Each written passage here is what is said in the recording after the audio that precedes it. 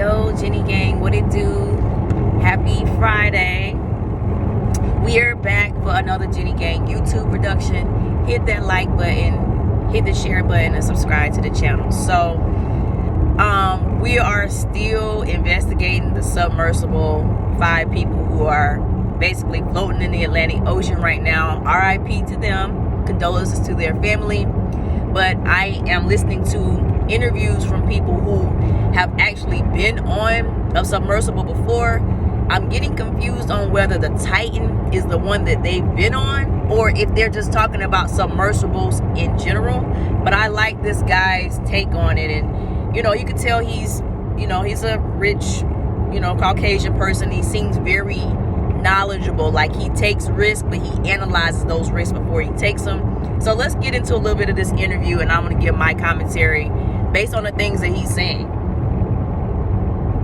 I mean, I knew when I went down, if something happened to the submersible, that was it. Even if it just got stuck, I didn't think there was any way. I knew there was 96 hours of air. I didn't think there was any way that any other type of submersible or any ship with some sort of way to attach something to us would be able to pull us up. So, can you tell me about the experience you had? I have been thinking about it for over 13 years. I have been planning to go. Originally on the Russian submersibles in 2010, 11, or 12, all of which had trips that were canceled. And then supposedly in 2019, when Titan was first finished and it was being tested, but it had not been able to be tested enough at depth, so those dives were scrubbed. And then the pandemic came along in 2020, and I was fortunate to be on the first summer of actual trips to the Titanic in 2021. Well, y'all hear this dude say he thought about this for 13 years. Some folks know how to plan stuff. I can't tell y'all what I'm doing this Wednesday coming, okay? But it's definitely good to know. But 13 years, I really like the way this man thinks. what was your take when you actually went down there and saw the shipwreck?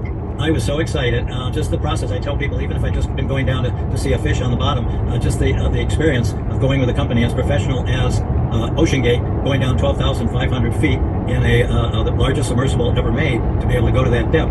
That was just an experience in itself. So I was thrilled every minute I was on that submersible, which was more than 10 hours, 4 of it being on the bottom. I didn't feel any fear, maybe because of my excitement, maybe because I've done some things in the past that are a little bit dangerous. And I just was excited every minute I was in that submersible, filming both outside through the viewport and a little bit inside of the 5 of us inside, which included, of course, Stockton, the pilot.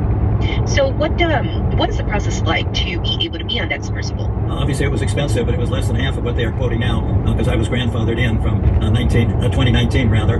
So the process is you have to have a physical. You have to be able to go up and down ladders and not be claustrophobic, hopefully. And you have to sign a very long waiver, and I've read, even though I don't remember it, it mentions the word death 3 times on the first page. I've read, I don't remember that. And then you have to be accepted, and I don't know if they ever turned anybody down, but I was accepted and ready to go. Now I hear. So y'all, he said, for one, you have to be accepted to do this excursion or whatever y'all want to call it. I don't know if I believe that. I'm feeling like if you bring the money, they gonna act like they doing some pre-qualifications, but they gonna let you go. He said it's half of the price that it is now. It wasn't that expensive a few years ago, but he also says that they mentioned death 3 times on the first page of the contract waiver to go in this. Y'all, it ain't nothing in the world I want to see that bad. Seriously. That you might have known one of the victims that was on the submersible with this trip?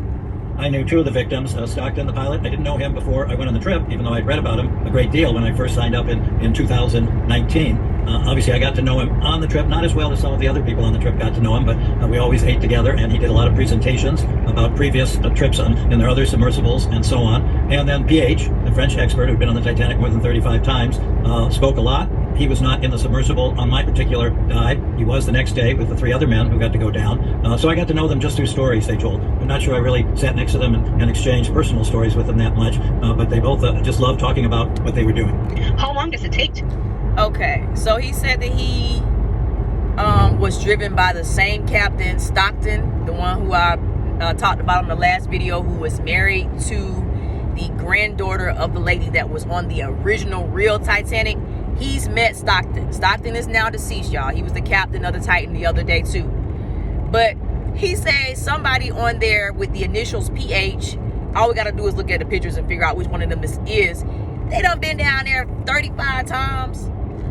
Come on, y'all. That right there, that means the Titanic was really in that man's head. He literally lived, breathed, boo-boo this experience. So now he's a live Titanic experience. Like, that person was obsessed. To me.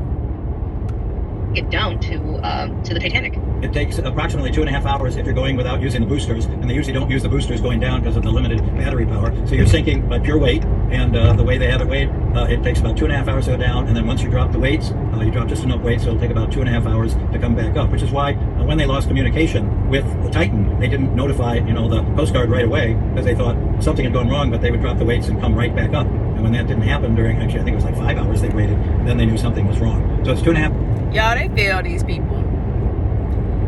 When they didn't come right back up, if y'all thought that they lost connection and the weights would let them come back up, why did it take so long for us to start searching and getting, into trying to find these people? They really failed these people. It was just kind of like, okay, y'all doing what y'all do. We'll see y'all when y'all get back. But hours down, about 4 hours on the bottom for me near the stern and in the debris field, not at the bow. And 2.5 hours back up. Plus, it takes about a half hour to an hour to launch the submersible from the support ship, and almost that long to pick it up at the end. So it's a good long day. You start early in the morning, so you get back in the middle of the afternoon. He said it takes 30 minutes to launch the submersible, y'all. In them 30 minutes, if I was ever crazy enough to do something like this, I think my overthinking ass, I would have had to pull a Cuba Gooding Jr. Y'all know when they was going to ride out on them boys, and Cuba Gooding Jr. was so hyped up, then they got to ride, and he like, hey, no boy, hey, let me out. That would have been me, okay? They'd have been like, man, this chick was on there, man. We knew she wasn't going to do nothing, man. She got on the submersible, messed up our whole trip. We had to start the whole launch over. You dang on right. But I would have walked away with my life for sure.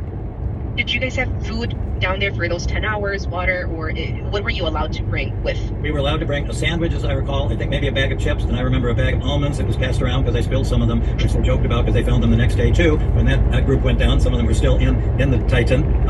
I think just one bottle of water. I've been asked before if there was a lot more water stored somewhere on the submersible, and I don't know the answer to that. There were little cubbies with doors around us, and I know. He said he wasn't sure if there was water stored on the submersible when he went. If it was by Ocean Gate, y'all, these people so ghetto and making such swift decisions, they probably didn't have no backup water, backup food, no nothing down there for them people. One of them had oxygen masks in it. Another one had a curtain to be pulled across if somebody used a rudimentary toilet right in front, which actually was used on our particular trip. And so I don't know what else was on the submersible. Nobody ever said that there was, 5 days of water or anything like that. It was. So, I bet you it was. If the 5 divers or the 5 passengers had survived, I don't think they would have had very much to eat or drink when they were down there. And it would have been very, very cold. And what are your thoughts after hearing today that this group didn't survive their trip? Well, I was not surprised. I figured, I knew when I went down, if something happened to the submersible, that was it. Even if it just got stuck. I didn't think there was any way. I knew there was 96 hours of air. I didn't think there was any way that any other type of submersible or any ship with some sort of way to attach something to us would be able to pull us up. So I figured right from the beginning, but I didn't want to say it very much because everyone wanted to hope that the 5 men were still alive. Based on your experience, what do you think happened? As I say, just everything I've been reading now, whether it was the viewport, everyone calls it a porthole, but portholes normally open, so this one certainly didn't open, even though it was part of the dome that opened. I don't know, since they've already found that, if that is what gave way. I know a lot of people are saying that was maybe the weak point, or if there was something else. But as you know, it had not been tested as much as maybe it should have. There was a lot of controversy from other people about whether it was safe to go continuously down to that depth. And I don't know, I'm not a marine archaeology or architect expert, but just something happened to make it implode, and everybody would be gone in a split second, which is a blessing. David, is there anything else that you would like to share with us or that we didn't touch on, either from your experience or how you're feeling about this group not making it back? Well, I just hope that creative men and visionaries like Stockton keep thinking of new ways to do things, new opportunities, life-changing experiences for so many of us. I hope that continues. I have a feeling nobody's going to be going down in a submersible to the Titanic for a long, long time unless they're doing some sort of research. But I was so impressed with Ocean Gate and everything they did to make this trip what I thought was safe and very exciting for all of us. I hope that continues, not with Ocean Gate, but with other people having the same visions. Would you do it again? Well, I would not do it knowing now more about the testing problems at the beginning. But I'm not saying, obviously, I wouldn't do it again knowing what happened. But if I had known more about what the controversy about it in 2018 and 2019 from some real experts who thought it was not a safe submersible, no, I would not do it. Okay, y'all. A couple of things he just said. For one, it's like he tried to give respect to OceanGate at the beginning of the interview because they got him there safe and back. But now it's like he kind of separating himself a little bit from them because obviously this company is careless and ghetto. Also, y'all, this makes me confused because if the Titan is a submersible that's been down there so many times before, maybe it wasn't a matter of it being built from Amazon parts or whatever we've been saying. Maybe the Titan was just tired. You don't get what I'm saying? He said he don't know if it was built to go continuously. So maybe they was taking the same one down there over and over, and then finally something, you know, caved in. And then when it caved in, when that water started, you know, rushing in there, I'm pretty sure that's what cut off the little signal. The signal probably didn't go first. It probably was all of the water that fucked up. I said I'm gonna stop cussing in my videos. All of the water that messed up the connection and stuff like that. But he did say that he, you know, if it happened the way that we think that it happened, it would have been instantaneous and these people didn't suffer. But I get the feeling that there was probably a few clues that came over them to let them know something was wrong.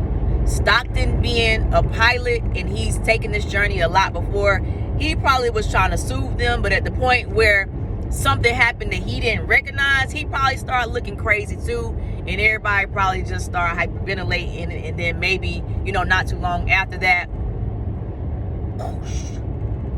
that I'm just envisioning it. But let me know what y'all think. Let me know if y'all are still following the story. I'm following it because it's interesting as hell to me, even though I personally do not want to be nowhere in the ocean. I am starting to think that doing excursions like this may be one of those sports where, like, okay, I say some women hate on cosmetic surgery because they can't afford it, right? Because I've seen some women not, you know, be stable, and then they get a little money.